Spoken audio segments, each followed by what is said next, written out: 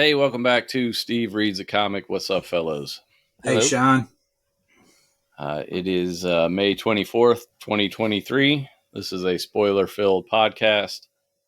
Anything we start to discuss, we will probably go into spoilers without saying spoiler alert. So this is your spoiler alert for any topic we may touch on. It's actually May 24th. That's what he said. Right? Oh, I thought you said 23rd. No, that was yesterday. That was your birthday. Was that a ploy to get us to talk about your birthday, Rob? No, actually, I swear to God. Now every day is my birthday. Your birthday. I'm stuck on May 23rd. I'm never aging. Oh, and I'm the conceited one. I see. Well, yeah, you still are. Rob turned 62 yesterday, I think. That is not true. AARP. Now that is true. Motherfuckers want me to join. I've gotten so much mail from them. I've been getting mail from them for years. I don't know what their deal is. We went. You don't have to be old. We went golfing yesterday for Rob's birthday. Yes, we did. Rob had the game of his life yesterday until 18, and then he fell apart on 18. But yes, I did. I was impressed. I was like, "Damn, Rob, when did you learn how to golf?" I used to know how to golf. Yeah, but when I was younger. It was impressive. Like all facets of his game were on yesterday. It was incredible. And I was the opposite. I was trying to not backspasm. Every time I bent down to drive or chip, I was like, ugh. But yeah, Rob had a good birthday from what he said. So yeah, it's nice. Did you go out to eat anywhere or anything? Nope. No Amerigo? Nope. Steve, what about your birthday plans? You got a birthday in 2 days. Yeah, I think I'm going to hit up B-Dubs. I got 6 free wings. Yeah, in an email that said, "Come celebrate with us on your birthday." I was like, "All right." You're like, sold. That's all it took. 6 wings. You know it's pretty sad when Steve's using coupons. He's getting old. Steve's like, sold to the only bidder. Yeah, well, I gotta save money now with all these fucking different apps I'm paying for. And now how's the non-cable working out for you guys? I might as well have kept cable. For years. I have so much shit. I mean, I just signed up for the Sunday ticket, dude. I'm paying fucking more than I was with cable now. I'm okay with it. It's still less. I think when I canceled cable, I was paying something like $200 a month, and I wasn't even getting any premium channels, and we didn't use it. We only would use it very sporadically. So I think I'm subscribed. I think I got Disney Plus, the Disney bundle. So it's like Disney, Hulu, ESPN Plus, because that's actually the cheapest option if you want Hulu. It's just get all 3. I got Peacock. I got Paramount with Showtime, Netflix, Amazon Prime. I think that's it. There might be 1 or 2 more on there. I don't remember, but I don't know. What is that? $50, $50, $60? I don't know. I think that's higher. That's higher than that, isn't it? Is it? I don't know. You just listed off like 7 things. They got to be at least okay. Maybe $70. It's got to be at least $10 $10 at once. So it's just like little I 10, think you're 15, pushing $20 like withdrawals. So because I don't see an aggregate number, to me it doesn't feel like that much. It's Sean's like, what is it? What is that? $12? The biggest difference is you have internet competition up there in Ohio. Yeah. And like we have 2 choices, and actually we only have 1 choice if you want fast speed. So, our internet is like $120, $100. It's ridiculous. I was thinking about it the other day though. So my Voodoo account, and I give my Voodoo account to pretty much anybody who asks for it almost. I mean, that's not entirely true, obviously, but my friends, family, whatever. I have almost 500 movies on there. So I went low with an estimate. I went really low with the estimate of how much I pay per movie. I just did like $10 a movie, which some movies I paid $30 for because I buy the Blu-ray or whatever. I have over $5,000 worth of movies on there. So when I think about that, it's like the monthly fees don't even matter because I spent $5,000 on my Voodoo account. there's $5,000 of value in my Voodoo account. So Right. like, it's going to be a minute before anybody tops that.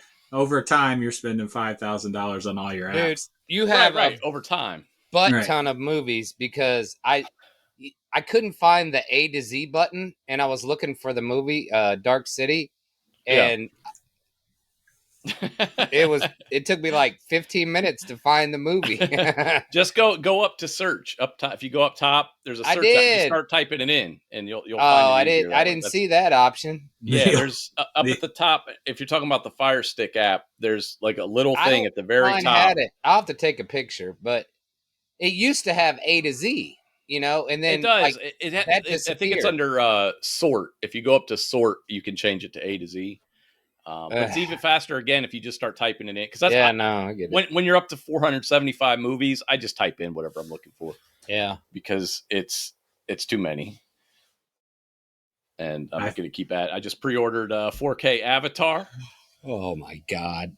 I already have the 2K version, but I need the 4K version of that terrible movie. Hey, this just came in the mail today. This beautiful Moon Knight statue. For those of you on YouTube, you can check out this beauty. So is that based on sweet? Is that based on the show outfit, or is that just like a? I don't think so. I didn't know when I bought it. I just thought it looked sweet. Yeah. So, dude, something I've been wanting to collect for years, and I never started it. Because I don't feel like I'm a hardcore Iron Man fan. But I would just love to have a lot of the different suits because I just think it would be cool to have them all displayed. The Hot Toys version, because the Hot Toys ones are made out of metal, so they really look very accurate. Shimmery. Yeah, they just, they match. They look exactly like what's in the movies and do like my own little Hall of Armor kind of thing. I'll probably do that one day. I just think they look cool. Also, I just watched, there's like a little 20-minute video that they just put on YouTube. It's Kevin Feige and Jon Favreau reminiscing about the first Iron Man movie 15 years later, basically. Nice. So I just watched that. That was only been 15 years. Good Lord. Yeah. 2008, I believe, came out. Please tell me you watched Iron Man Hall of Armor. Did you watch Ant-Man? No, I haven't watched it. It's free. God, dude. I know. I saw it on there, and I was just like, you know what?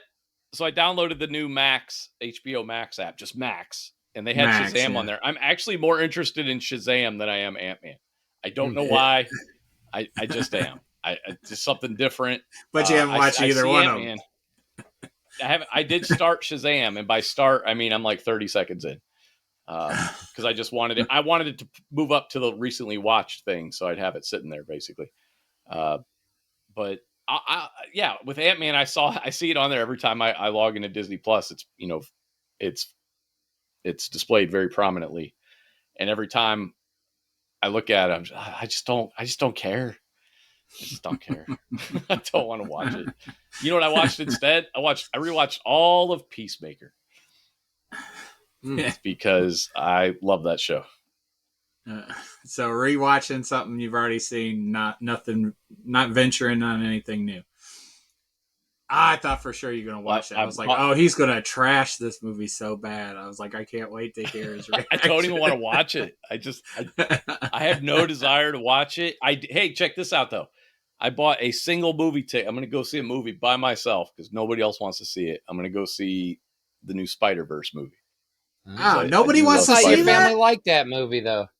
Nobody wants to see it. I thought your family liked that movie, though. I thought you guys watched it. They did. They like a lot of stuff, but they don't have a desire to go to the movies. They're fucking shut-ins. God. No, I think this is Logan is absolutely not a shut-in. Yeah, Logan. But he likes what he likes, and he has no desire to. He just doesn't care. Dude, that's one of my most anticipated movies. I've been wanting to see that forever. Comes out on Aiden's birthday, Rob. We should all go. Yeah. What was that? When's Aiden's birthday? June 2nd. Oh, okay. Little Mermaid comes out on my birthday, May 26th. Nope, I'm good. So, anybody want to? The Gods came out to Max. Anybody want to go see Little Mermaid with me? I'll be there. I'll be there with the kids. That's good for you. I didn't even like the first one. I saw it one time for some. I don't even know why I saw it. I didn't see it when it came out. I saw it years later. I am not the target market. Let me see. Oh, wow. No Sebastian in your life? No, you know how I feel about musicals. I'm going on June 1st to see Spider-Verse, so it actually comes out on the 1st. That's when my ticket is, so I just had to look it up. June 1st, Spider-Verse. What time are you going? 2 in the afternoon. When there's like no one there, hopefully. Yeah, there'll be people lined up. I can't wait. You'll get Ice Guy. No, I'll get. So, did I tell you when Logan and I went to go see Guardians? I was the first person to buy tickets for this particular showing, and and it had been out for almost a week when we went and saw it. And when I bought the tickets, no other tickets were sold, and I knew other people were going to buy tickets. I wasn't thinking like, oh, nobody's going to go to this showing in the middle of the day. However, not a lot of people bought tickets, but one guy decided to buy a ticket and ended up sitting right next to Logan.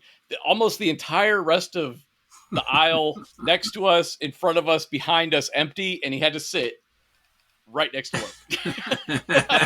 Why would you buy that ticket? Who buys that ticket? You do it even with your friends. You sometimes leave a seat between you. Why would you sit next to a stranger in a theater that was maybe 1/8 full? That might be a high estimate. It wasn't. There were so many other seats. Even if you buy that ticket, when you get there and it starts and no one's there, move on to the next one. Yeah. Move down. Shut up. Damn it. Get control of your dogs. There must be a creature in the backyard. Shut up. It's a muskrat. Cosmo. Hey. Or a beaver. What'd you say? Rob, tell him the story. No, you do. You tell it better. You tell stories better. Dude, we're golfing and we see these creatures and Rob's like, what is that? And he gets closer and I don't know if you heard Austin, but Austin,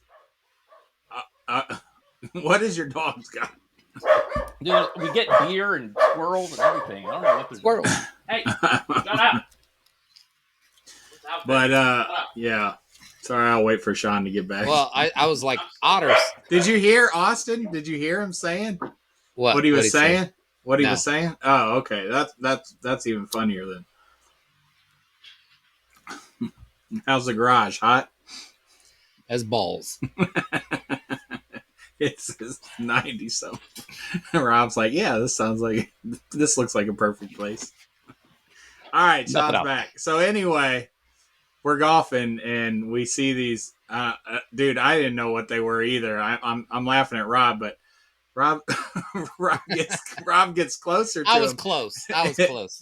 And the whole time the guy we're with is saying, those are muskrats. They're muskrats. But Rob didn't hear him, So Rob's getting closer to him. He's like, I think they're beavers. Otters. I said otters first.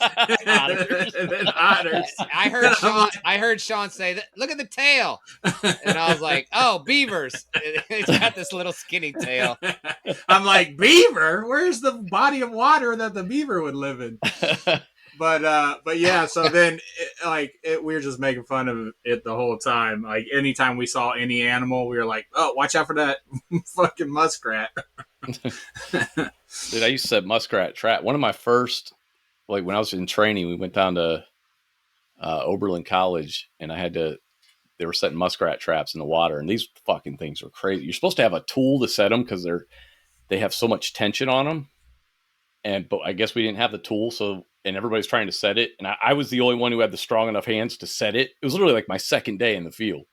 And it was terrifying though, because if it didn't catch, then it would possibly sever your fingers. I guess it wouldn't do that but it would definitely break a lot of bones in your hands, even more so than like a rat trap. I don't like to fucking set a fucking mouse trap. Mouse traps are nothing. Now we used to actually, we would have boxes of mouse traps, and every time I'd go in there and get some, I'd always look to make sure nobody had set any.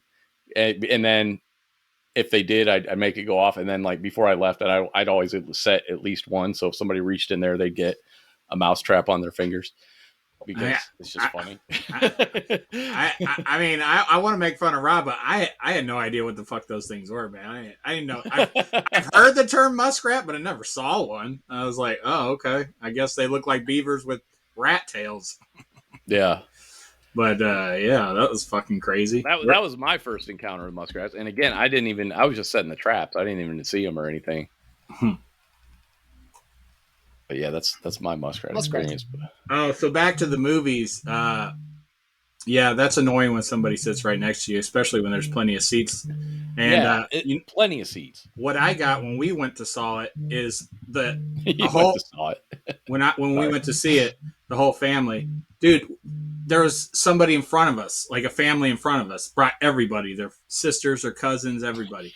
And they were all like, they couldn't get situated. So they're like standing up, moving back and forth, one's like going to get popcorn. But we're like 10 minutes into the movie, Oh my God. So I'm trying to listen to dialogue and I'm listening, but I can't comprehend it because I'm just full of rage. Like, sit the fuck down, And you're distracted. I know that. Feeling. Yeah. And I know I'm distracted and I'm trying really hard to focus, but I can't, I'm just like, dude, that's so fucking rude. Just come on time. Come on time. It's not that hard. You have 20 to 25 minutes after the start time before the movie even starts. Yeah. So even if you get there on time, you still have 20, 25 minutes to go get snacks before the actual movie starts playing. Yeah. So they were 35 minutes late. Yeah. Oh, that drives me nuts. And then when they go and get, it should be illegal to sell candy at the theater that has any sort of plastic wrapping. That shit drives me nuts. The sound of that crinkling plastic. Yeah. I make the kids pour out all their candy ahead of time, so they don't have to go into the bag to get it. Right. And that's what I do. If I sometimes I'll get a box of lemon heads and I'll just dump it in the box. So, because there's a bag inside the box. So then I just dump the bag inside the box. So you're not making the fucking crinkly plastic noise the whole goddamn time. Drive me fucking insane. I don't understand it. I don't understand the lack of respect. Yeah. When you get inside a movie theater, I've never understood it. Dude, there's just standing. Like 3 people were just standing up for like 3 fucking minutes. I'm like, Jesus, does everyone need to stand up? What are you doing? You know what's crazy? And this sounds counterintuitive, but the best time to go see a movie is opening night or the next opening night. Those are the opening night especially, actually. I don't know if you remember when we saw Phantom Menace at midnight, the night it opened.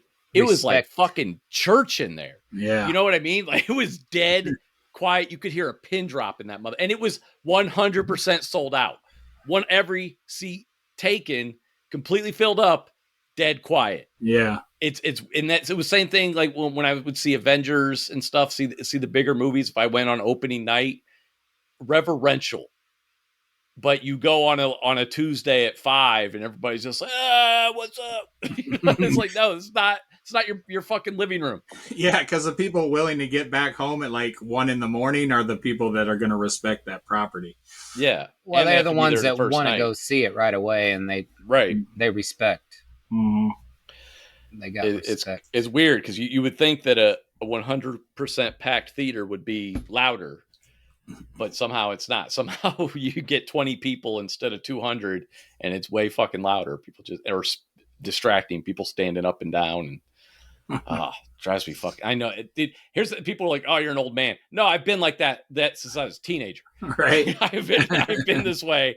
I don't understand going to a movie and being loud. I've never understood it. Yeah, I don't. Apparently, a lot of people don't get it, they just don't give a shit. Care. They just don't care.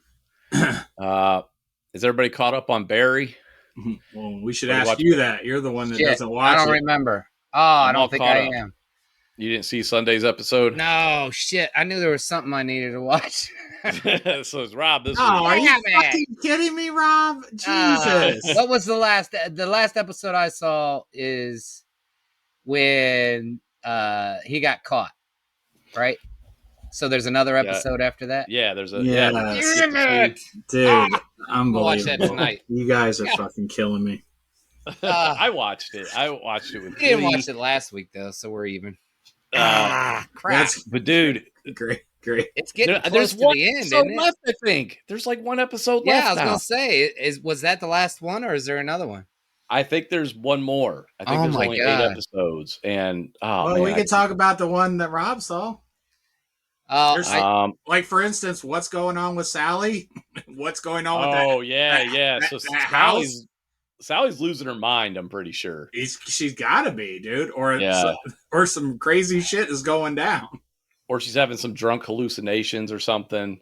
Mm-hmm. But I don't think there was some guy dressed in all black in their house because it didn't, that. But at first I was like, what the fuck is going on? I was like, oh, she's just losing her goddamn mind. Well, I might have thought that until I watched the episode Rob hadn't seen yet. Blah blah blah. Well, I still think she was, and she'd been drinking a lot too, so who knows? Yeah. But dude, every episode so fucking good, and then the way this one ended, I was like, oh shit, I did not see that coming. How funny was fucking Fuchs being the Raven, dude? And he just walks into that Starbucks or whatever. Right. Oh my god. This is fucking hilarious, man. He had he had the daughter already at dinner.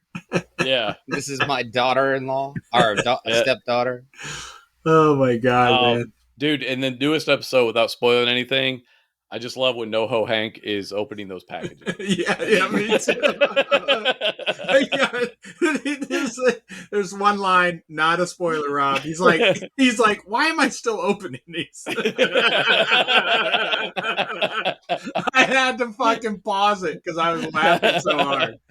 I was like, oh my god. Again, if you're not watching Barry, you're only hurting yourself. Please. Yeah, it is like Sean was saying, dude. It is the perfect mix of drama and comedy. Bill Hader is such a good writer director. I mean, I'm so impressed with what he's doing with this show, man. I read an article with Hader, and he was talking to Larry David, and Larry David was like, "So that's it, huh?" After last season, he's like, "You went to jail. It's over." Yeah. I watched that little clip of Conan when he was that's it. That's what I was reading about then. So he was on Conan's podcast and I recently, and so I watched it. That was it. When Conan was talking to him about Barry. Everybody's a big fan of this show. It's so fucking good, man. And I feel like everybody's watching Succession or whatever, and nobody's talking about Barry. It's driving me nuts because nothing against Succession. I haven't watched it, so I can't really, develop an opinion on it. But man, don't only watch that. Watch Barry as well. Steve, you watch any more Mrs. Davis? Yeah, that. No, the only thing I watched was Barry.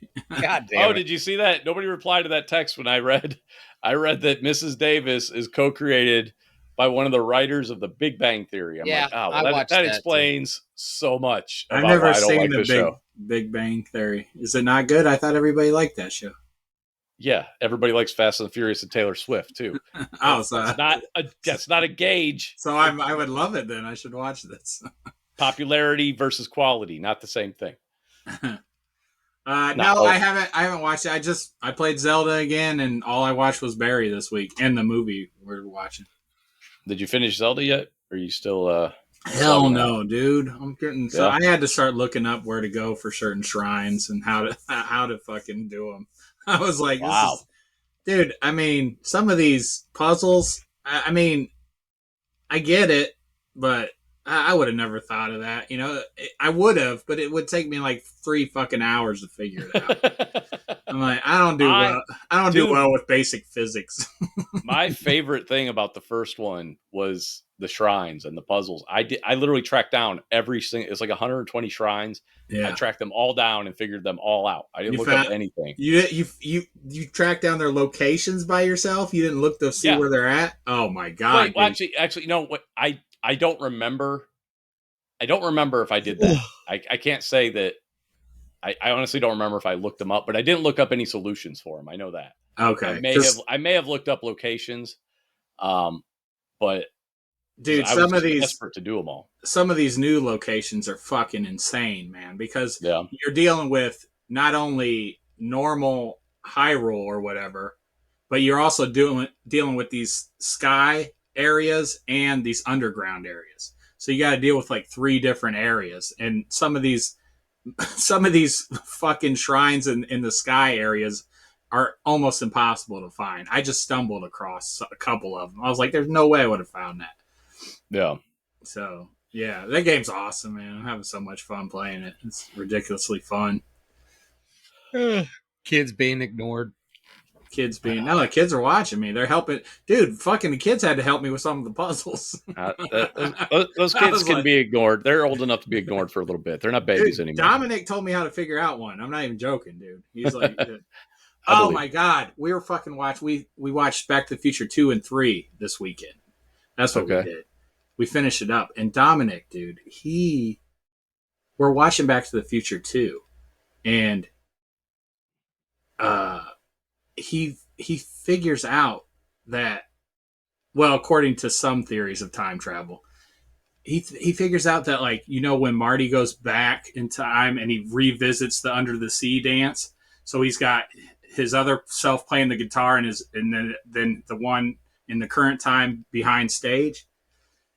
Dominic says something to the point where, like, he was there the whole time, right, Dad? Like, that's how it went down originally.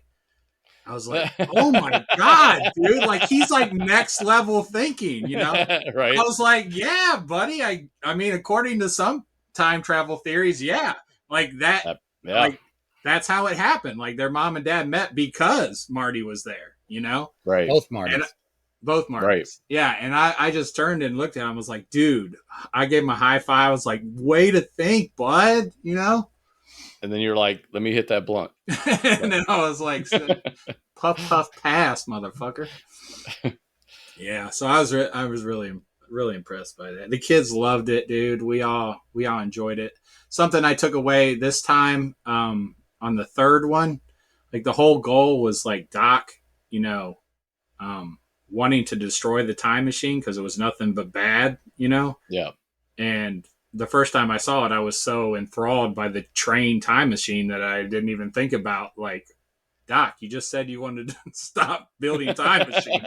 Why the fuck did you just build another time machine? But yeah, man, those movies are great, man. They're so, I mean, I'm so glad I got to see them when I did, you know, because they're just movie magic, man. It's so great to revisit those movies, and just the concept at the time just fucking blows your mind, man. It's an original movie. Yeah. It wasn't a remake. It was an original movie somebody fucking came up with, you know? Yeah. And I just there's something intangible. There's some intangible element or quality to movies from that era. And you could just say it's nostalgia or whatever, but I show Logan, you know, when I would show my kid when they were kids even, and I'd show them these movies, they would ask me why movies seem so different now. And honestly, the tangible thing is just the fact that they've shifted from using film to using digital. So you lose film grain, effects are different a lot. You know, practical effects were the only way to go back then, other than some optical effects. So that's why, you know, a Transformers movie just feels completely different and feels like a video game versus those movies where everything feels like it has weight to it, because it did. Even if it was in miniature, it still had some weight to it. It wasn't created in a virtual space. Yeah. And I think that makes a big difference. And even just being in the environment, like Logan's favorite movie is Predator. Nowadays, you know, there's a possibility they would film a movie like that on green screen instead of going to a jungle in Mexico like they did back in the 80s. Yeah. And it's just a different, they have a different feel because of that. And again, intangible quality too. That's why I like the Mission Impossible movies. They seem to do as much practical stuff as they can. Yeah. It's just, I mean, just the concept of that train too, where they're burning the different logs to make the boiler heat up even faster to get the train going. Like, how the fuck do you get a fucking car to 88 miles an hour and back in the old West, you know? And it was so intense, man. Like, I was on the edge of my seat, and I've seen it 1,000 times. And then Marty's still got the hoverboard from the future that he swings to Doc so he can save Clara. It's just like, oh, dude, this is such movie fucking magic, man. And the great soundtrack. Who was that? I was about to say, like, the score going on during this whole time. It's just because Alan Silvestri did those. He's a good. I think he did the Avengers soundtracks too. Yeah. Fucking. I mean, it's so fun watching the kids like see these movies for the first time, man. It really makes me warms my heart. Yeah. So speaking of older movies, I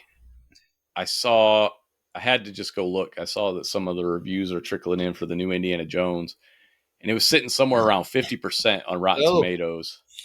Which, and again, I know I said critics. The audience hasn't seen it yet.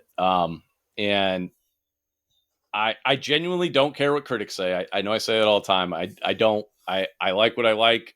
I hate what I don't like. And it doesn't matter what the critics think. However, this is trending lower than the last Indiana Jones movie. Now, there's not a lot of reviews yet. It's typically with a big movie like this, there's 300-400 reviews. I think there was only like 12 or 20 or something like that on the site when I looked. Ooh. But man, I was like, this is damning. When I think it was at 49% the last time I looked. It can't be as bad as the last one, can it? Yeah. This one doesn't even have. Last one at least had Spielberg. Now we have James Mangold, who is an okay director. He's another J.J. Abrams. He's done a serviceable job on most movies he's done. He's never left a mark on a movie, though, where you're like, man, that guy's a great director. So, yeah, we've lost Spielberg now. I want this to be good. I want this to be good. I just want it to be decent.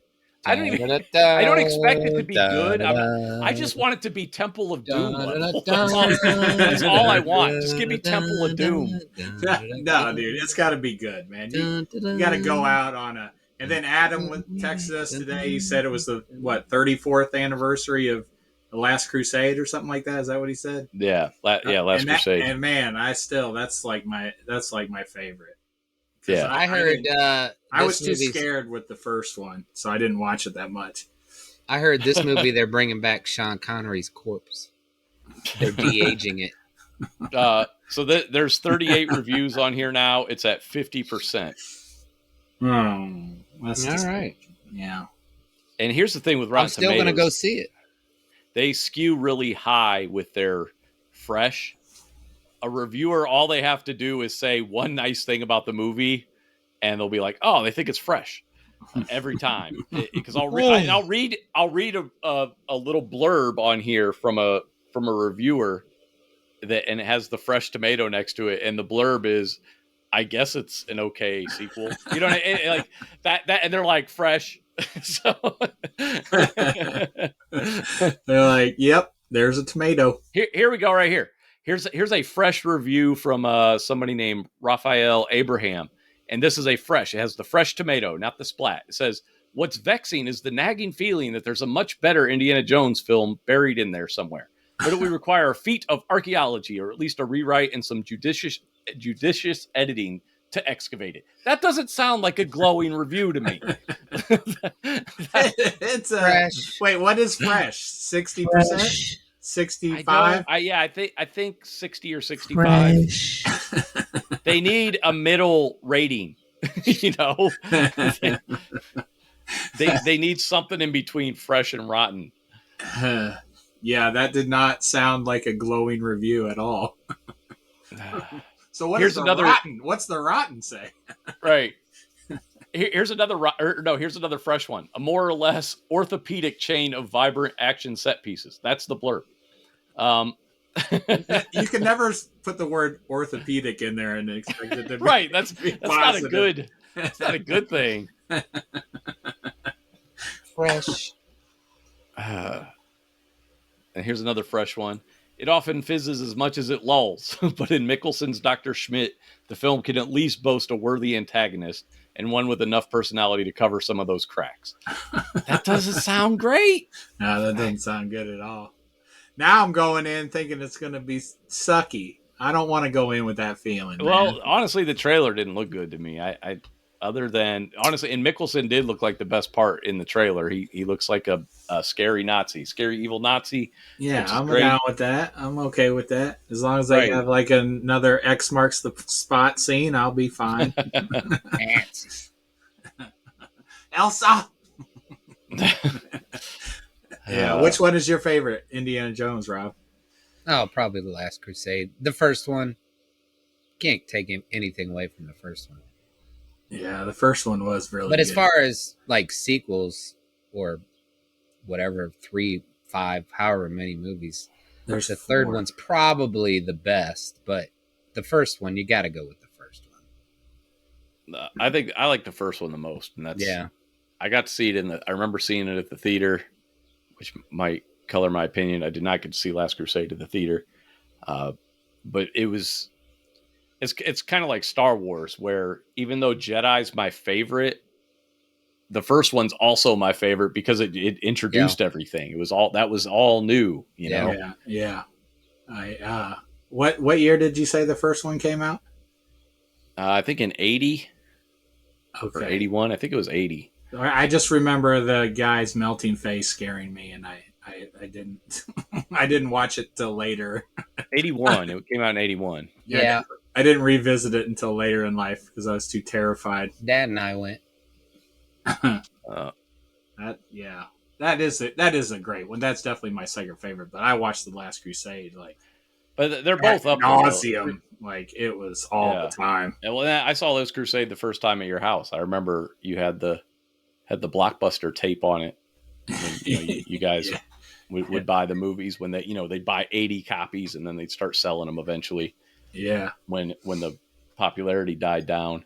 I think Dad bought a rewinder from Blockbuster too, so we had the fast rewinder to save our VCR. Dude, we used to rent like 3 movies a night. It was insane. We watched so many goddamn movies. Hey man, shout out to Bob. Bob made it possible for me to see so many movies. Like there's so many movies I didn't get to see in the 80s because of my mom, but your dad he rented Nightmare on Elm Street 3 because I asked him to, Big Trouble in Little China, RoboCop, all those movies I got to see because of your dad. He anytime I was over there and we went to the video store, he'd let me pick out a movie. Yeah, that was awesome. Mad love to Bob Rocco.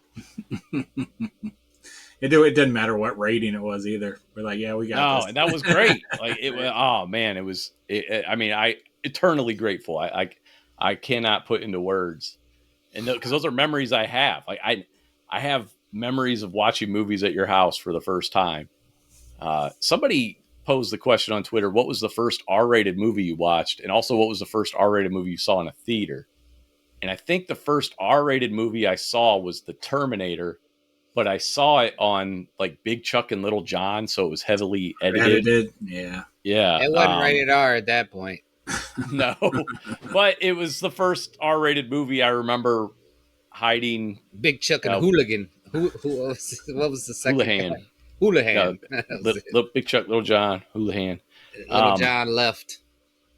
Wait a minute, who the fuck is Houlihan? I know is Little John. No, Houlihan was after John. Oh, really? I really only know Little John. I think see Little John in downtown Cleveland when I was doing pest control. He owned a jewelry shop. I think it was on Prospect or Euclid.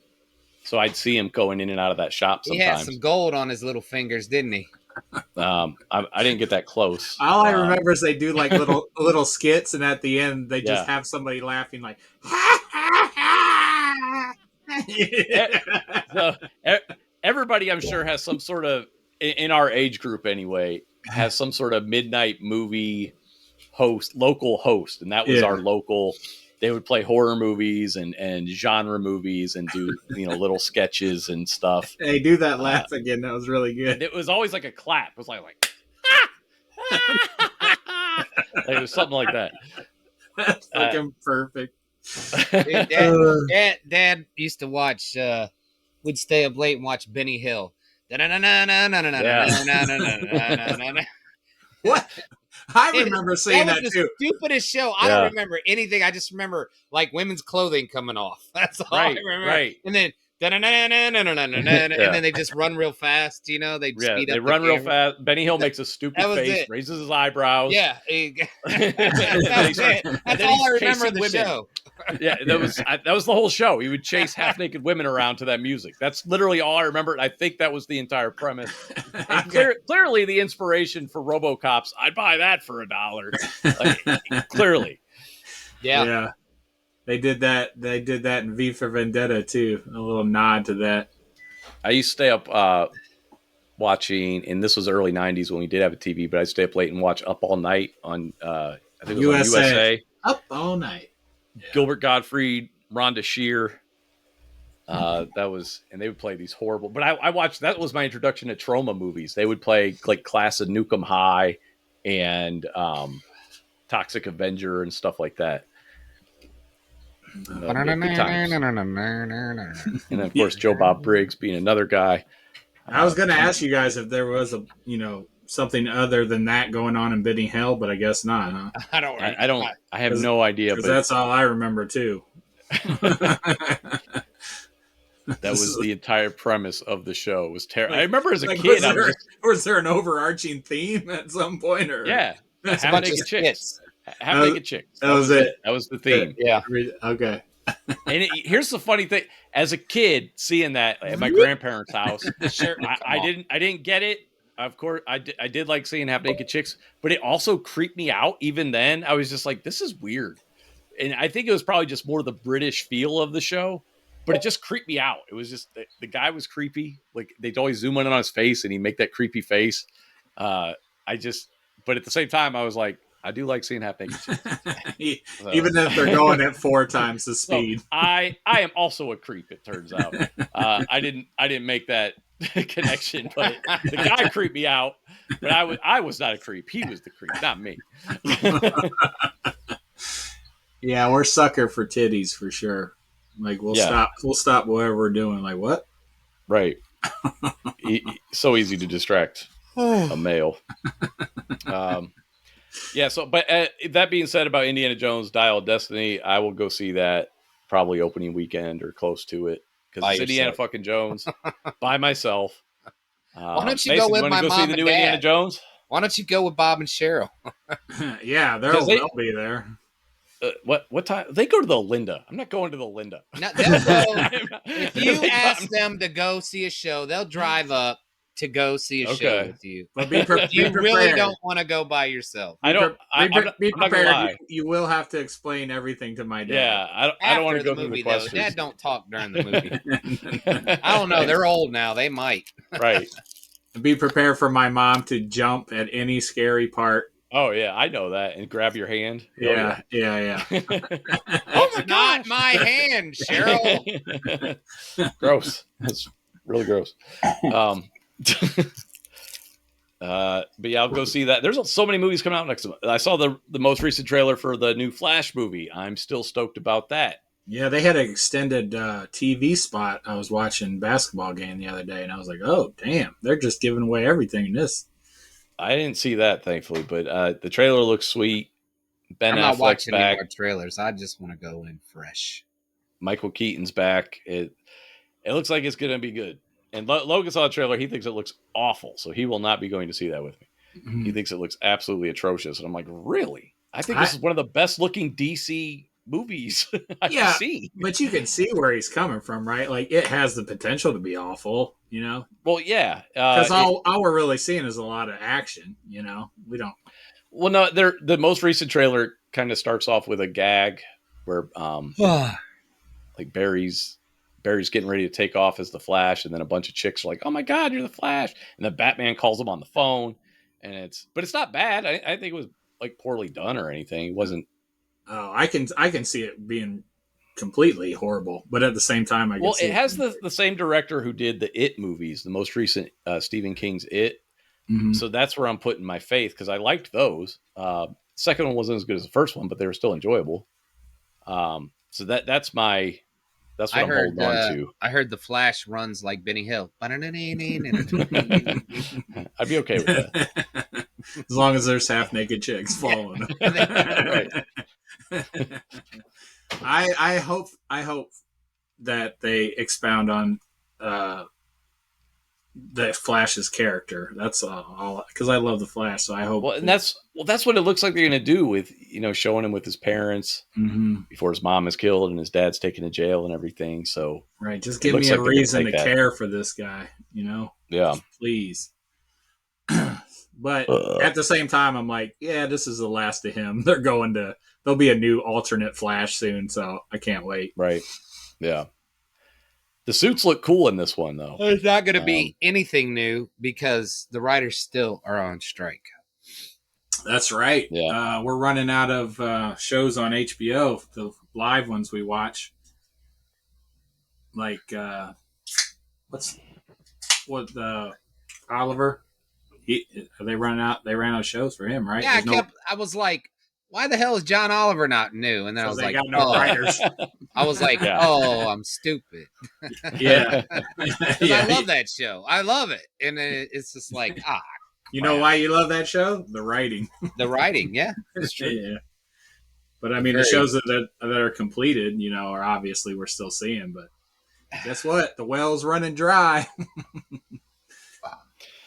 Have you heard anything about that? Like negotiations? Are they making a headway at all? Or I haven't heard anything as far as that goes. We need to get that debt ceiling situation under control first. It's going to be catastrophic, dude, if they don't do that. Jesus Christ. I'm just sitting back waiting for the end of of the world like normal. So how the reviews on Spider Man Verse? I haven't looked at them. Spider-Verse. The only reason I even looked at the Indiana Jones one is YouTube is my go-to app. I pay for YouTube too. I hate commercials, so I pay. It's only $13 a month. Yeah, you're up to. You're 200 now. Yeah, you might as well get cable. Hey, here's the difference. You do have a lot more content, though. I'm paying for stuff I want to watch. Right. And I cancel stuff when I don't use it. Like I did have Stars for a while because they had like a promotional $3 a month thing. As soon as it went up to full price, I'm like, I don't even think I've watched this. I think I watched one movie on here. So canceled that. And it's at least you can cancel shit if you're not using it. But everything I'm paying for, I'm actually using. Peacock gets a lot of use. We've been watching old episodes of Saturday Night Live.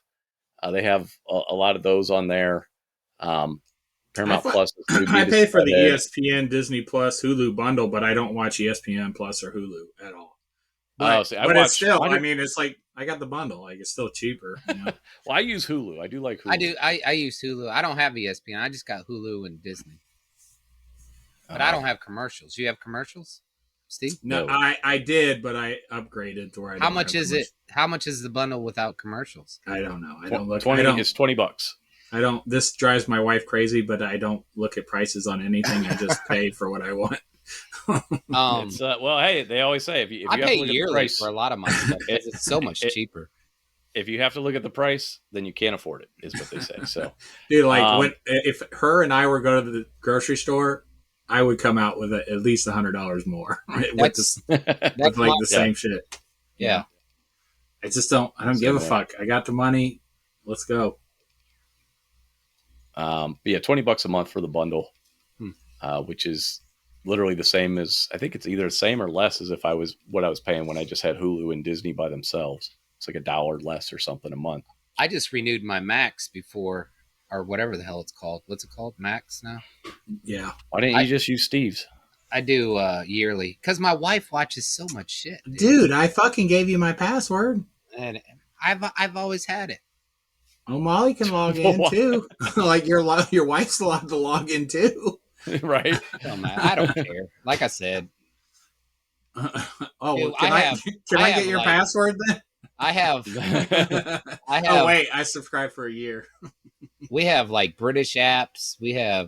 My wife watches everything. Oh yeah, we canceled Discovery Plus. It's as a part of Max now, so that was another $7 a month. We just you're just like you keep adding stuff here. Sounds like 4 things. Sounds like I pay for the Spanish channel. You see, but these studios, this is how they got you.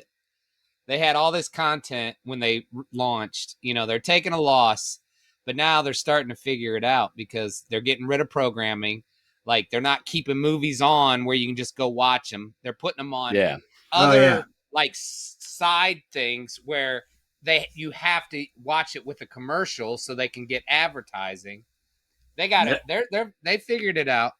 No, they were always going to figure it out. Yeah. Well, here's the kicker too. Just today, I got an email from Netflix telling me, because I have my sister and a friend of mine were both using my Netflix account. Password sharing went out today. Yeah.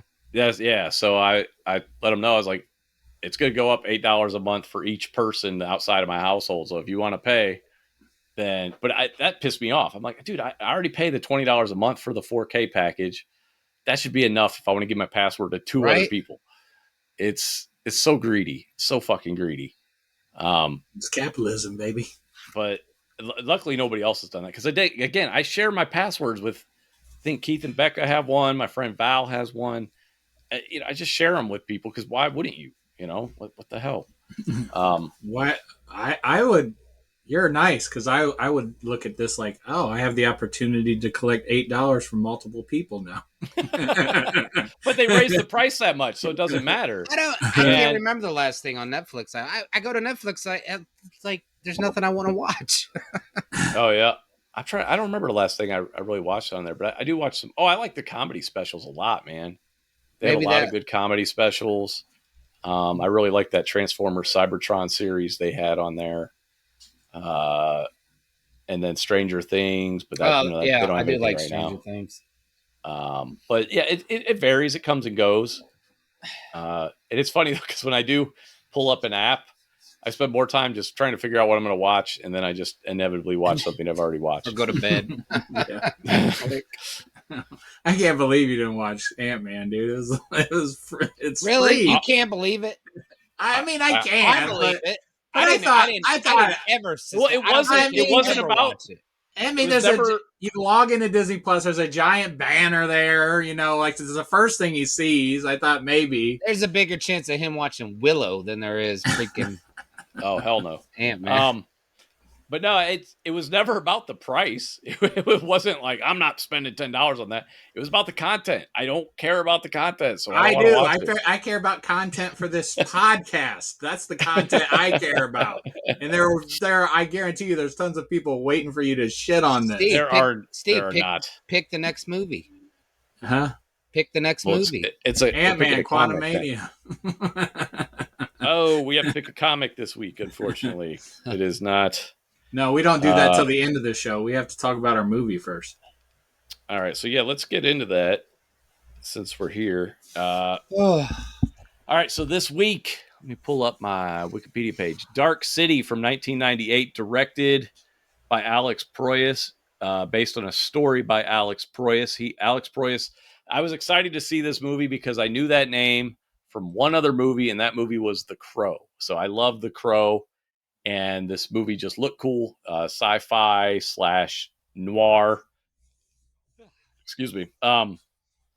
And so I remember being excited to see it. I remember Steve and I went to the theater to see it, and I remember we both loved it at the time. Wow, and I'm glad you remember that. I do. I remember going, and we didn't really know what to expect from it. I don't think the trailers really told you too much. And it just looked cool, and I knew I liked the director. That's my memory of going to see it.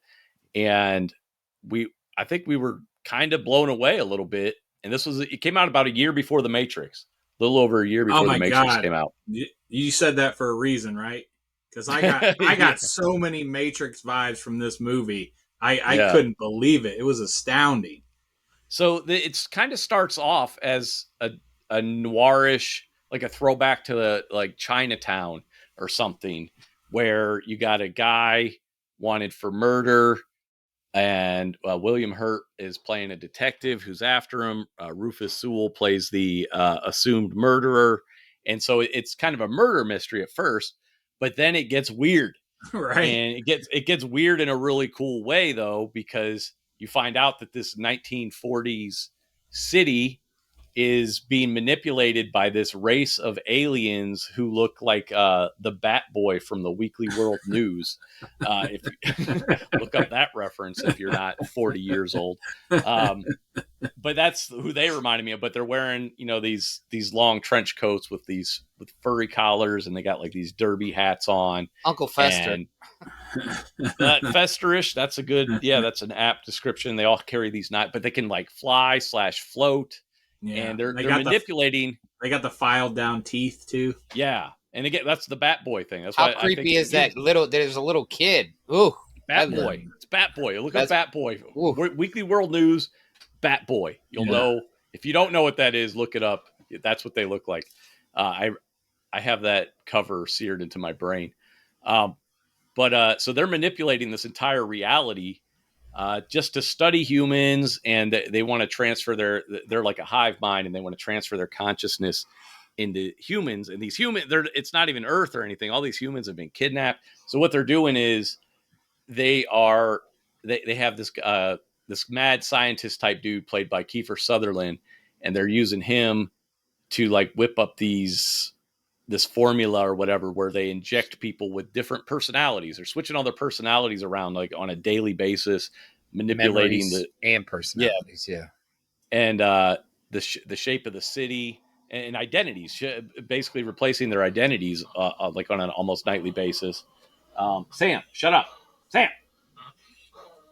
Can you shut him up? Maggie. Can you put a blanket on it? Just shut the fuck up. Anyway, so you think, the mad scientist guy is a bad guy, and the Rufus Sewell, John Murdoch is his character's name. He doesn't know. He wakes up in the middle of one of these consciousness transfers, which is done by a shot with this giant fucking needle right in the middle of your forehead. And so that, I guess that's the basic plot of it. What did you guys think? Like I was saying, I had so many references to the Matrix. I looked it up. I was like, which movie came out first? And I was like, oh, this one by a year. Okay. Well, see, you don't remember, but when the Matrix came out, we discussed how I was like, man, this is a lot like Dark City. Oh, we did? But, okay. Yeah, and I honestly don't think there was any influence, though, because I'm sure they were filming. They were filming. That's what I thought, too. I was like, it's too close to, Yeah. It's just very similar themes, though, about manipulating reality. What is reality? What is the nature of choice? Plus, you got Rufus Sewell as the one, basically, who can control the system, Right. And the way it was shot, like in the beginning, it was all green tinted and everything. Then there was a rooftop chase scene at one point that looked exactly like the fucking Matrix rooftop scene. And it was just, but complete, it was different, similar, but different, Right, right. Two separate stories for sure. But the only thing I remember first time seeing it is just the very end where they crack that, where he goes to the beach and the whole, obviously the movie's titled Dark City, so it's dark the whole time. The very end that he breaks through and creates like a beach. You see the sun for the first time. And that I remember him going out on that dock to, what's her name? I can't think of her. Jennifer Connelly. Jennifer Connelly. Yeah. That's all I remembered. I didn't even remember the Bat Boy or whatever you're saying. I didn't remember those characters at all. So I damn sure didn't remember there were aliens in their fucking head. Here's the other thing I noticed on this viewing, and I think I may have watched this one other time since then, because I do have the Blu-ray, but I noticed that the Train Man was one of the aliens. Did you catch that? Like was he? Alien was the Train Man. I was like, oh, Matrix, nice. Baby. And the dude from Return of the King, that guy? I don't know. I only know him from the one role in the Matrix as the Train he was in Return of the King where Aragorn cuts his head off there on his way into Mordor. You don't remember that? No. Oh, okay. The other one is a really big scene. No, you don't like the Lord of the Rings movies did not have a huge impact on me. I liked them, but I I was never in love with them the way a lot of people were. I'm not a big fantasy guy. I like sci-fi. I just naturally gravitate. It's not like, oh, it's one is better than the other. That's just what I naturally gravitate towards for whatever reason. Yeah. And I don't dislike fantasy. I like the Lord of the Rings movies a lot, but I've barely rewatched them.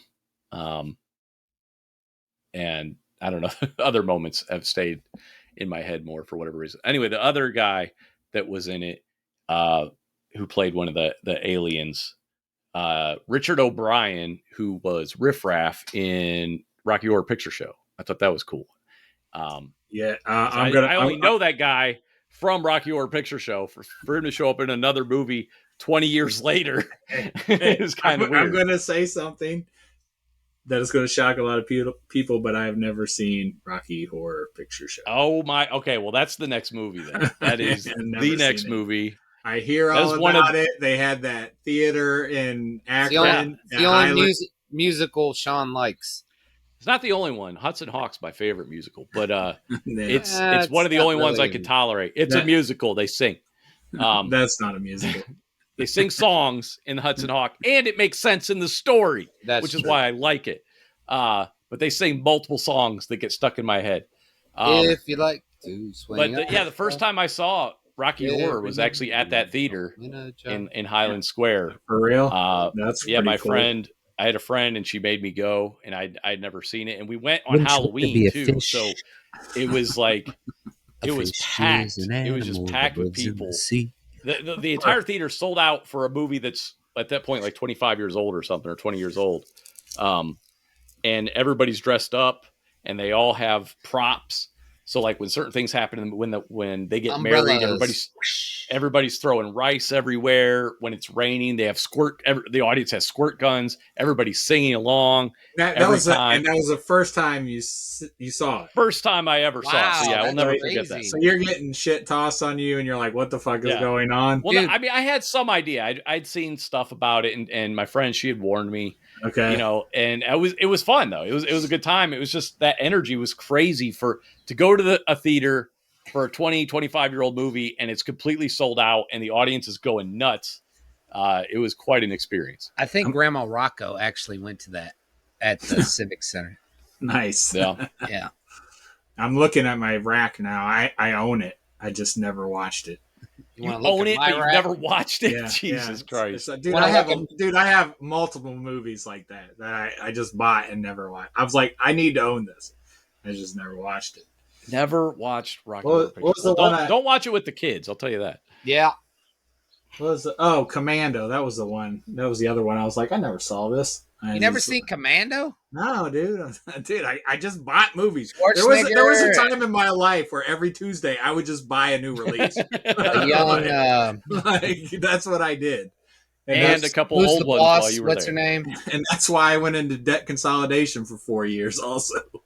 Dude, I only saw Commando, I think within the past year was the first time. I bought it on Vudu because I was like, I've never seen this. I've got to see Commando. And it's a fun movie. It's a bad movie. It's incredible though. And it's an 80s movie, baby. It's got so many stupid one-liners in it. It's a good time. It is a fun. It's got Elisa Milano movie. In it. I was in love with Elisa, whatever her name is. Yeah, she was like a child at the time, so don't get too excited. I was a child at the time. It was okay. Well, I wasn't when I watched it, but yeah, we're probably about the same age. She was one of my first crushes. After, we were both 6. I couldn't wait to bang. Yeah, she's one of my early crushes after Princess Leia was Alyssa Milano. I remember. Alyssa Milano.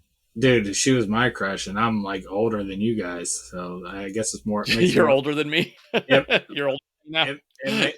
Or younger. I meant younger. I mean, I meant she was older at the time, so that made more sense for me than you guys. I mean, I'm gonna look. I'm curious how old she is. She's 50 years old, so it's acceptable for everybody. I told you, I grew up with her.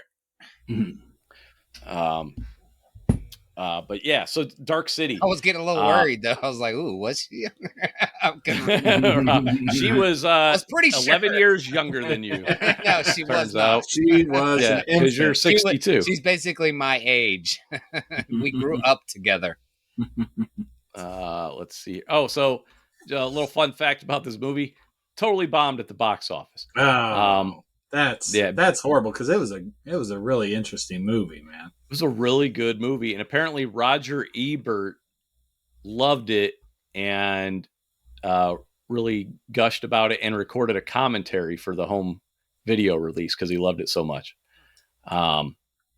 So was there anything, because The Matrix didn't come out till a year later, was there anything relatable to that? Was there a comp back in the day to that movie? Because that seemed pretty original to me, but I don't know. I don't know.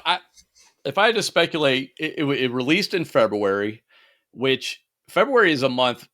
It's a weird month for movies. Sometimes they send movies there to die. Yes. But sometimes they release something like Deadpool and it does fucking gangbusters. I think they used to send movies there to die. Recently, they've started to get that Valentine's Day crowd or whatever. And that lag after Christmas. I know January is a big month for shitty movies. Back then, that was I don't think anything good was released. February, January. But yeah, March. I don't know if it just looked too weird. I don't know what it was. I was immediately hooked though. I remember seeing the trailer or commercial or whatever it was, seeing the name Alex Proyas Dark. I was in from minute one basically, and I didn't really know anything about it, and then watching the movie the first time, I remember being totally stunned by the big twist that it wasn't, that it was just like this kind of like giant floating, disc in space. It wasn't even a planet. Yeah. Spaceship. I was hooked from the beginning when people would just when he first walks out of that room and he's trying to figure out what's going on. He has a bit of amnesia as well. And then he just walks out of the elevator and there's people just every night at 12 midnight or something, people just go to sleep. Right. So he doesn't know what's going on. He enters this elevator. There's this person on the ground. And then he goes up to the lobby, where the clerk is working, and then the bell rings and everybody just wakes up and gets up, Right. Did you notice, Steve, the clerk was different right away? Yeah. The second time you see him? Yeah. I was like, oh, that's the same guy. Yeah. Then you see that guy in the newsstand, the clerk, the first clerk. Yeah. So they're just, implanting different memories and moving people around, giving them different jobs, all that. It's really, really a pretty cool concept. It's a very cool cast too, man. William Hurt, Sewell, Sutherland. I don't know Sewell from anything. This is the only, really? As far as I know, it's the only thing he's ever done. He did A Knight's Tale. He was in that. Yeah. Oh, I haven't seen that. He's done some other stuff too. He's done quite a bit of stuff. I can't think of anything else though right now. You have been found wanting. I love that movie, dude. I do too. You know what? I tried to watch it in the DVD copy. It's a musical. I don't know. But they got David. It's got David Bowie and stuff. Good songs. Golden years. I just remember when we either rented it or borrowed it from you, and the disc didn't work, even though it didn't have any scratches, but it would get to a certain point and it wouldn't play anymore. So I never Steve used to watch it so many times. That was 20, 25 years. It's a fun movie. It's a fun movie. Yeah. I've never watched it. It's one of those where you could it's on TV and you'll just start watching it because it's. No, I won't because I don't have TV because I'm not a boomer. It might be a little too sappy for Sean, but there's some good performances. I don't recommend that you view it, Sean. All I remember is the I'm going to start recommending things he shouldn't watch. Why? Because you don't want him to shit on it and ruin it for you? No, because I have a better chance of getting it right. I just remember 75% of the stuff I watch. Sorry, I didn't mean to cut you off, but 75% of the stuff I watch, Sean should not watch. I just remember the anachronistic soundtrack. I think they were playing Queen or something. Yeah. During a jousting match. And I don't know. That didn't bother me. Nobody was singing along with it. I don't think. Yeah. Or maybe they were stomping their feet or something, but I don't remember. Yeah, it was that old school time with a modern twist. That's what that movie was trying to achieve. That. Yeah, I really liked it. Heath Ledger and Rufus Sewell.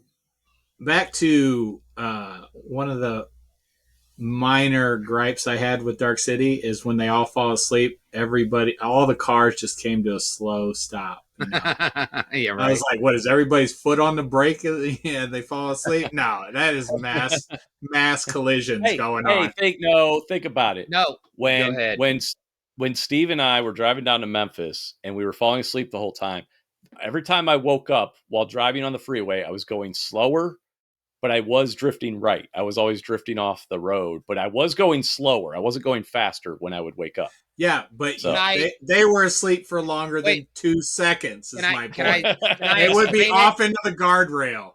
It's not a mistake. Those dudes have powers. They slow the cars down. Remember? I'll go with that. So it's not a hole in the movie. It can be explained. Was that Jennifer Connelly singing? Was that her real voice? She's got a real good voice. I think so. I think she can. I have no idea. No clue. Yeah. I didn't watch the credits, so I don't know. But yeah, I remember watching The Matrix a year later. Matrix is, way. It's The Matrix. I mean, come on. It's The Matrix. It's got martial arts, man. You're right. It's got martial arts. It was like, instead of mind powers, it was mind powers plus martial arts. Speaking of, I did really love the thing with Kiefer Sutherland, though, when it turns out he was just being manipulated. He wasn't a villain. And then when he inserted him into that vial of memories and he's showing up and basically teaching him how to use his powers. Concentrate. That was, was, I thought that was really cool. He was the hero. Kiefer was the hero, technically, But it made for a great climax for the movie, though. And you could really root for that guy and what was happening. It was like, whoa, this is crazy. Yeah. It's a very odd role for Kiefer to play back then because he was a lot younger, What'd you think of his cadence in that movie? The way he spoke. Well, I think that was intentional to make him seem like Igor, Frail. That kind of yes, master. Frail. Yes. Yeah. Yeah. So to make you think, and again, and also like the scarring, the old trope of people who don't look whole are evil. They're like, basically. I was like, are they going to give this guy a hunchback? That would have completed the character. But overall, man, I really enjoyed this movie. I didn't remember anything. It was like a new watch for me. It was really fun. So was that exciting at the climax of the movie then? I did know that it was going to be a happy ending because I remember that bright light, Oh yeah. And bright light. I knew there was a woman at the end, so I knew it was her, Yeah. So, but the movie was fun. It was intriguing. They had some good action scenes. Good. One guy got his head cut in half, and it was pretty intense, man. I really enjoyed it this second time. You were focusing on the wrong organ. It was my heart. I'm Mary Poppins, bitch. But yeah, so check that out if you haven't watched it. And if you haven't watched it and you listen to this, then that's a shame because we just ruined the whole movie. Well, you said spoiler alert at the beginning. Yeah, it's one of those kind of, rare gems that you don't really hear about. And it definitely got eclipsed after The Matrix came out. Not that it was ever popular, but it's a really well done movie. I have nothing bad to say about it. I guess the only thing I would say negative would be, as much as I enjoyed the climax of the movie, it was just people shooting mind beams at each other for the most part, which is not really visually exciting. It's a witch battle. Yeah, I was going to say that's exactly what I was thinking. Yeah. John loves those. That's why the Matrix magic battle. Yeah. But it made sense in with the movie though. It's a minor thing and it made sense. I guess I have one other gripe. I guess I wanted to understand more of why he was the one, like why it didn't work with the other people. But once again, I mean, that doesn't, they don't need that, but the movie works without it. Why did it work with Neo? Yeah, well, they explained all that at the end of they explained it. Yeah, I know, but they tell us why he's the one. That's what I'm saying. They explain exactly why. You are the remainder of a fraction, or you are the remainder of a Go ahead. remainder. That's when they explained it, and that's when half the country tuned out. Also, right? They're like, I don't understand, dude. So you know they have the Chat GPT AI, and basically all it is it aggregates search engine information and then displays it in a way that sounds conversational or like a human would write it, basically, instead of just seeing a bunch of search results. So the other day I typed in why does everyone hate the Matrix sequels? Because I'm still struggling to understand it. I genuinely don't understand. I love the second one, man. I love it. Yeah, the second one especially, so and even the third one. My gripe with that is I think there's a little too much time spent just watching them in the mechs, just shooting upwards. Yeah, like there's just a little bit too much of that.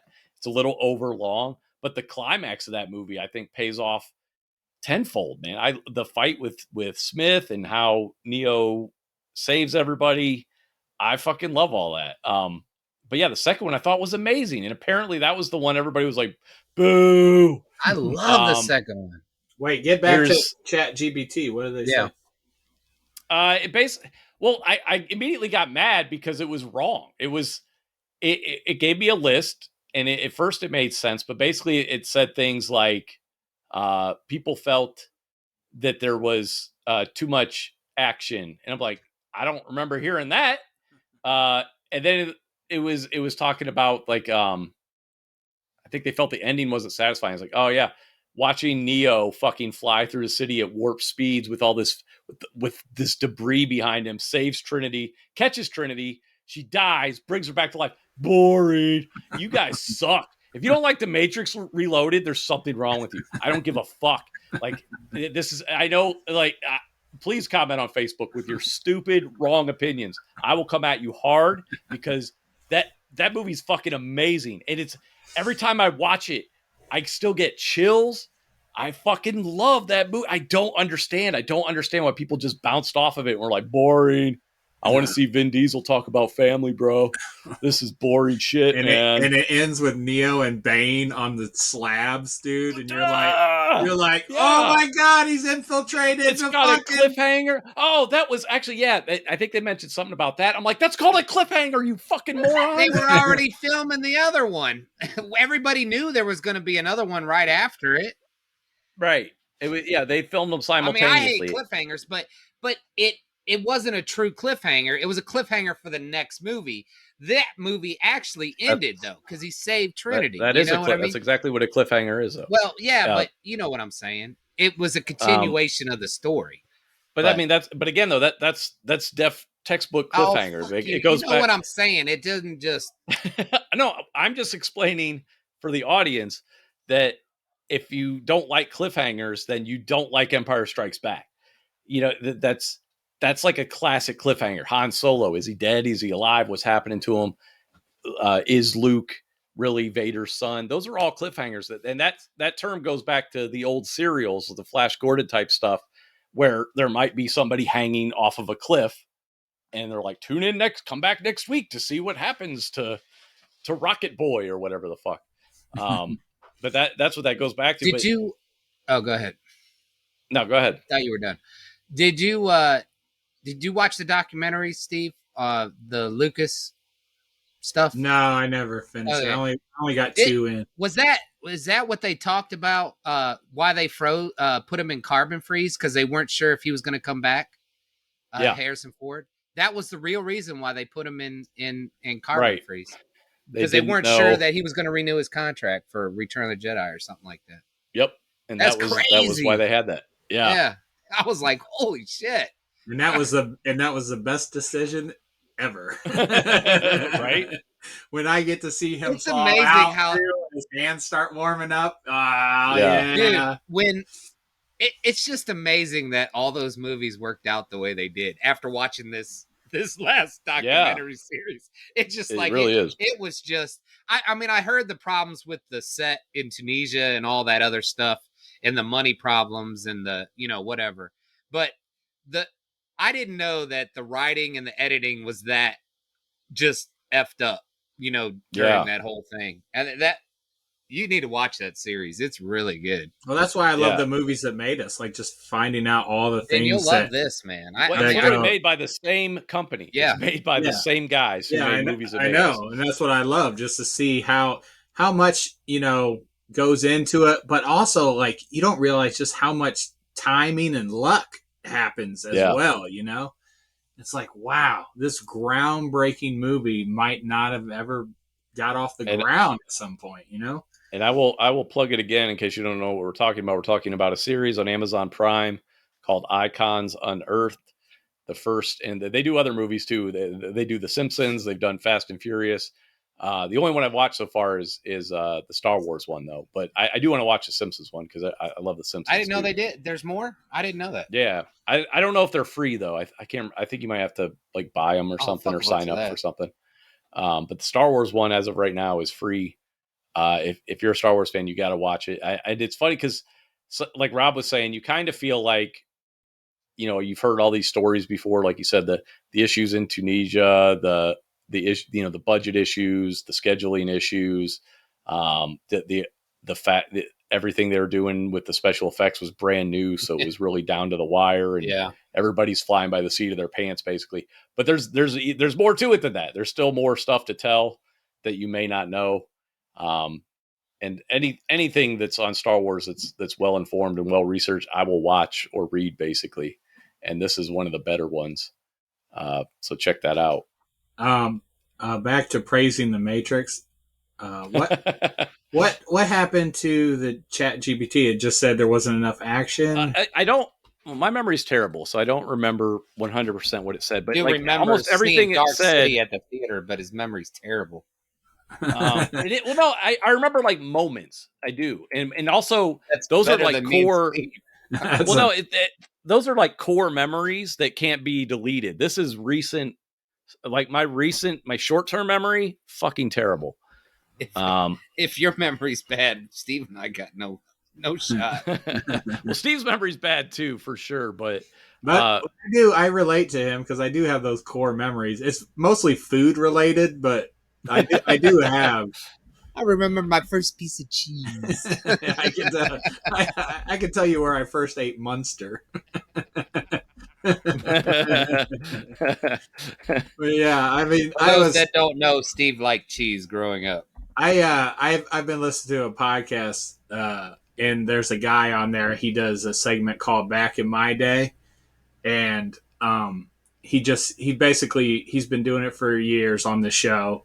And he just said, he goes, he's an older guy like Rob, and he goes back and it's like, things were much better. Things were much better back in my day. And he just picks a topic and goes on about it. But then since he's got all this, backlog of thing back in my days he did, they asked Chat GPT to do a back in my day from, using, that guy or whatever. And it was well written and everything, but it had no fucking soul, dude. It had no heart. There was no comedy. Like he's got, like when he does it, there's great comedy timing and everything, and just stuff a computer doesn't get. And you can tell the difference between the two. Like it's obvious. Like there's no heart, there's no soul, anything that, But the more he does, I guess the more the computer gets better. So I don't know how it is. So is that plagiarism on the computer's part? Like I don't know. Like I don't think it matters for the computer, but does it matter for like if you were to use that and pass it off as yours? How does that work? Do not. I don't know, but like this is okay. Finally, it's loading. It's taking forever. Oh, you're still searching for that? Yeah. Well, I asked it, and it just forgot what he was searching for. Well, no, I typed it in, and it was just sitting there with the three dots were just going the whole time, and I'm like, "Hello." It normally isn't slow like that. I was like, I told that fucking story to give you time to get ready.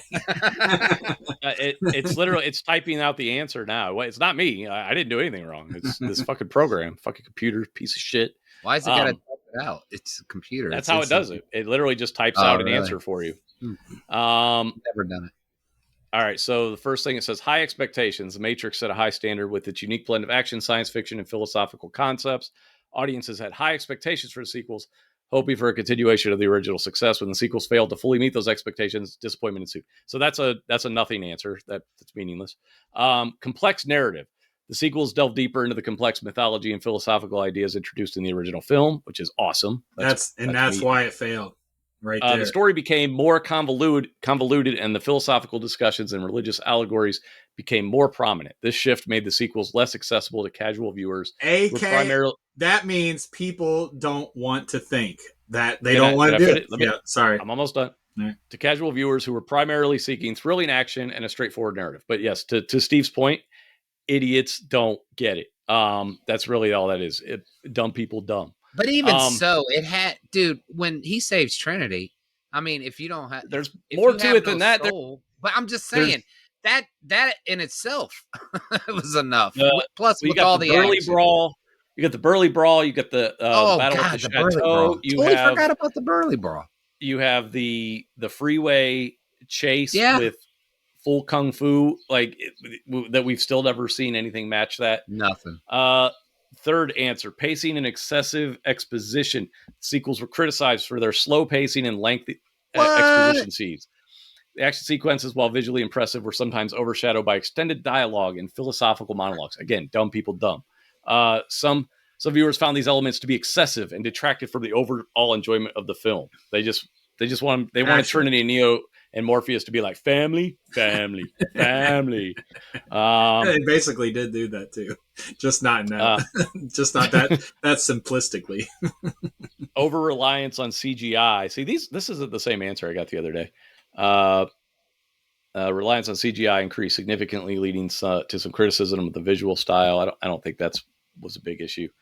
Lack of focus. The sequels introduced several new characters and expanded the world of the Matrix. Some viewers felt that the sequels spread themselves too thin by introducing multiple plot lines and characters, making it challenging to maintain. Again, dumb people dumb. Making challenging. So yeah, I guess if you don't like Reloaded, it's because you're stupid. That's literally what this is telling me. Every answer is like, stupid people don't like movies with philosophy and religious allegory. Dude, the staircase scene. Oh my God. There's just so much good stuff in that. Well, that's the action. They like that. They don't mind. Did they though? They don't like everything else that led up to. They didn't like the story, which was good too.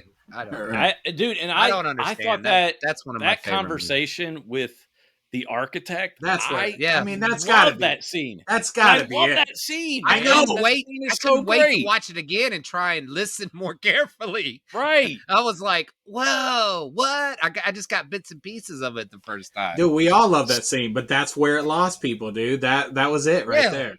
Dude, it had to be, dude. I mean, dude, even if that was the case, and then the movie ended with the cliffhanger. I'm sure those two together were just like too much for people. Well, but again, though, you still have those amazing action scenes. That's why I just can't imagine people were disappointed with the action, because we had never seen anything like that. Even in the first Matrix movie, we never saw anything like that before. They amped it up in the second one. The third one I can see people having issues with because a lot of it is in Zion. Yeah. And so that's not as great. So I think they could have cut down, they could have edited out probably anywhere from 50 minutes to 30 minutes of Zion action and made that a tighter movie. Still kept all the Matrix stuff with Neo. Still had, of course, the big fight with what was like the real life Smith. What was his name? Bane. That have that. You still got to have that fight with Bane. You still got to have, Trinity, Neo piloting the ship. He's blindfolded and everything. Like, all that shit was fucking stellar. Like I said, the stuff in Zion with the APUs got a little excessive. But again, but it was everything that, like, dude, the Nebuchadnezzar or whatever they're flying. No, that got blown up. What's the one that the girl was flying? I can't remember her name. It was Niobe's ship. I don't remember. Yeah, Niobe is, dude, that whole scene just to the chase with the Sentinels. Yeah, just to make it back to Zion, and they fucking barely make it in the door. Yeah. And then they hit the EMP, you know, but it's short lived. They're still coming because there's so many freaking robots, you know. Right. That was fucking intense. And dude, something I will never forget, and it is my favorite scene to this fucking day. You think Neo is down and out, all is lost. Trinity's about to fucking get murdered by Bane. And Neo, who is fucking blind at this time, catches that fucking crowbar, whatever Bane had, and looks up at him, and he can see his fucking aura or whatever it is. You can see Smith. You can see him, and he says it too. That's the line. He says, "I see you. See you. I see you. Every part of you, all the bad, with my fucking no eyes. I see you." That is my favorite scene of all time, man. Oh, dude, it's great. And that just, you know what I loved about that scene too is the fight is so different from the super choreographed martial arts fights in the Matrix. It's just a brutal fucking brawl. Yes, that's how real life fights are usually, you know? It's just a brawl and there's blood everywhere. And there's so much at stake, dude. Like Trinity's life is on the line and he is doing everything he can. He's been blinded in this fight, you know? Yeah. It is so fucking intense. And I don't know how people, like, what do they want from a movie, man? Like, I don't understand it. That's how I feel. Like, what are you after that this was, like, not good enough? No good. This sucks. Dude, when he's outside of the Matrix and he stops one of the Sentinels using his hand, right? Like, how are you not fucking intrigued at that point? Like, oh my God, he's not in the Matrix. And he just used his mind fucking powers. Meanwhile, there are going to be a total of 12 Fast and Furious movies. I just want to point that. Those are swimming along, raking in tons of cash. But as soon as you introduce a little bit of fucking brain activity into a movie, people are like, no, man. No, the Bud Light makes you gay. I'm not watching that. No way. Yeah, it's those movies are fucking amazing. I really don't know what more you would want. Well, they just gave the people what they gave the people what they want, just all action. That's what the Fast and Furious did. And I think that, dude, you can't help. So that the Matrix, the first one came out in March of '99. Basically, it came out like March 30th of '99. Star Wars: Phantom Menace came out about 2 months later. So Phantom Menace is now in the shadow of the Matrix. And I think that colored a lot of people's perceptions of Phantom Menace. I mean, we had lightsabers and stuff, and we did get some cool choreography for sure. But the fight scenes and the camera and the production and the cinematography in the Matrix was so advanced and so different that it was in the shadow of a brand new sci-fi franchise. And that wasn't good for Phantom Menace, especially being the movie it was definitely not good. If it had been a better movie, it might not have been as big of a deal. But after having everybody just blown away by the Matrix, it had a lot to live up to, aside from just the trilogy that came beforehand, because everybody had the Matrix fresh in their mind. They're just like, holy shit. Yet the two movies that came after Episode 1 are more highly praised than the two that came after the Matrix. And let's be honest, they're not good. I love them dearly, I do, but they are not good. They're not. Neither one of those. Oh, actually, that's not true. Attack of the Clones does have a moment that gives me chills. It's the Yoda fight. Revenge of the Sith. Again, Yoda related. I don't know that I get chills from, but I do like when he walks in to see Palpatine and Yoda, he just casually chokes out the two royal guards. I do like that. Yeah. That's about the coolest thing in that movie. I don't give a fuck about anything else in Revenge of the Sith, basically. Did you think that last lightsaber scene with Obi-Wan and Anakin was too long, or because it was too long and it just wasn't interesting? And I know visually, it was stunning. They're filming it's supposed to be this lava planet or whatever. But the back and forth, I guess I don't know that it could have been done better, but to me, just that being the climax, because I wanted the third movie to just have Darth Vader in it, period, at least for half the movie. I didn't want 30 seconds of him and he just yells no No, like that I wanted I wanted Darth Vader. So that whole thing, I felt like that scene, that could have been a scene earlier in the movie, and then we could have just watched Darth Vader just thrash the fucking galaxy. And that would have been much somehow we're back on Star Wars. every week, dude. It did have to. Did you guys see that Ray Stevenson died? Yeah, I saw that. Dude, I hope they didn't have plans for him. His character looks cool as crap in Ahsoka. Yeah. What did they say how he died? I didn't know. I just saw he died. They said it was unexpected and like suddenly. So who knows? Oh, that's heroin. No. I mean, that could be. I'm just joking. That's terrible. That was a joke. That could be congenital issues. Could be anything, man. But yeah, it could be a lot of different stuff. So, Tina Turner died today. What? She was 84. I didn't know that. Yeah. Holy shit! Yeah, Tina Turner died. It's a little further along. What the fuck? I don't even think Stevenson was 60, was he? It's like he was 58. Yeah. And I mostly know him from Punisher Warzone. He played Punisher. That's what I know him from. Yeah. That's pretty much the only thing I know him from. Damn. But yeah, Star Wars is life. So yeah, this is not the podcast for you if you don't want to hear about Star Wars. Star Wars is life. Look, if you're on YouTube, just look around. You're gonna get some Star Wars content. Like, there's a lot going on here. Well, this isn't even my whole collection. I'm glad we got some Matrix stuff out there in the. I rewatched. I told you guys last week I recalibrated my receiver, and it really pumped up my surround and my bass and just made everything sound the way I wanted it to sound. Didn't realize I'd been missing out on it.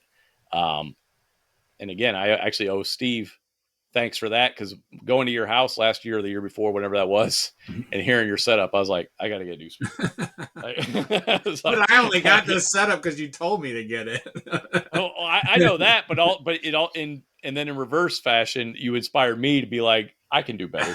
Like I can make my shit. And honestly, my speakers still aren't as good as yours, but they're way better than what I had. And it makes a huge difference. And then the two subs, having an extra sub makes the biggest difference, as well as the newer speakers. But then getting my actual my receiver calibrated correctly.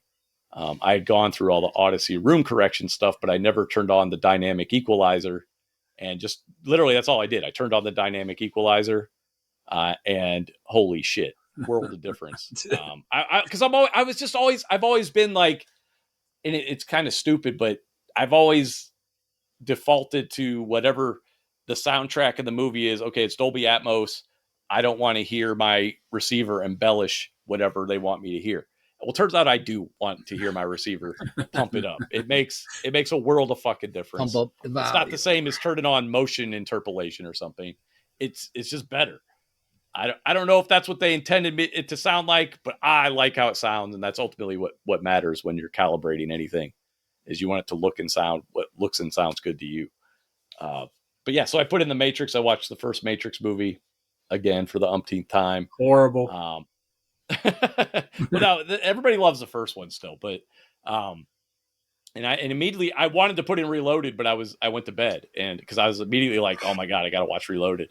And I will get to it. Can we talk about how it opens with Trinity off the bike doing a backflip, landing and knocking people with her helmet? Dude, it's insane. It's an insane nuts. opening. How do you not like this movie? Dude, I'm getting angry right now. I'm getting so fucking angry, dude. What are the reviews? I mean, how bad do people not like it? I didn't know this. Really it wasn't a critical thing. It was more just the public. I think it did it did okay critically. Let me verify that. I know the Revolutions did not do well critically. And again, that's why I don't give a shit about critics ultimately, because I don't agree. They're just people offering their opinion. There's no reason to hold their opinion in a higher esteem than your own. And that goes for me too. I know I talk a lot of shit, but you shouldn't care that, so many people like this movie. As you look up stuff, I'm gonna 87% take this movie. I'm gonna take my camera and go around my Matrix room here and show everything. Buy you some time. Let's see here. The Matrix Resurrections 63%. So Resurrections is considered fresh at 63%. and that. Oh, I'm sorry, I'm getting confused. You That's say the most Resurrections or I'm getting Revolutions was 34%, and Reloaded is 73%. Wow, yes. Resurrections got better than the sequels? Than Revolutions. What the fuck? Ish. Yeah. I don't. I don't. It just boggles my mind. I don't know. There's no explanation for that. That's not right. Whatever you just read is not right. I'm sorry. I choose not to believe it, Neo. Oh, and also, I guess people didn't like the rave scene in the second one. It's like, who cares? It was a bit long, but Jesus Christ, man! Like, why don't you immerse yourself in what it's like to be in Zion for fucking 2 seconds? Right. You know, it wasn't that bad. They all were about to die. And then Morpheus gives a great speech. It's like, we are still here. Like, fuck, dude. Stop. Let's just stop. I'm getting angry. What do you got? You got to start. You won't like me when I'm angry. You wouldn't like me when I'm angry. What are we reading next week? Yeah, what you got for us next week? All right, next week. Let me see here. I don't know if they have. I thought we were watching. You're a comic. Are we doing Rocky Horror Picture Show next time? We're doing Rocky Horror Picture Show the following week, but next week we're gonna read. You know what? We're gonna keep it simple, and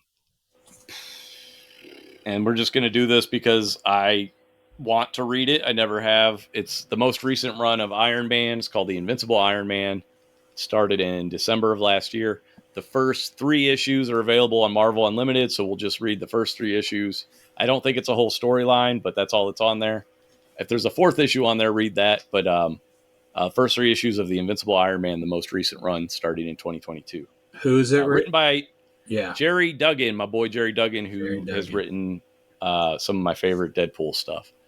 So I want to check out his take on the Invincible Iron Man. And the art looks phenomenal. The covers look amazing. That's what got me. It's like, I saw the covers. I was like, I want to read this. And you want to buy Iron Man statues. No, well, I've been wanting to do that for years. I just haven't. Because again, you gotta pick what you're going with. But I have always wanted at least one good Iron Man or War Machine. I do love War Machine too. Fuck, too many. I gotta find a next place for this new statue I bought. I'm running out of room. That's what I mean. Like I've hit a point where I have stuff in the garage. I can't even display it. Oh, fuck that! I'll knock out a wall before I put stuff in the garage. So I have stuff that I don't even have on display in my house, and that's a shame. So that's why I'm like, where am I going to put Iron Man shit? I don't have room for Iron Man shit. You'll find a way. But all right. So next week, The Invincible Iron Man, written by Jerry Duggan. Thanks for listening. See you guys. Ciao.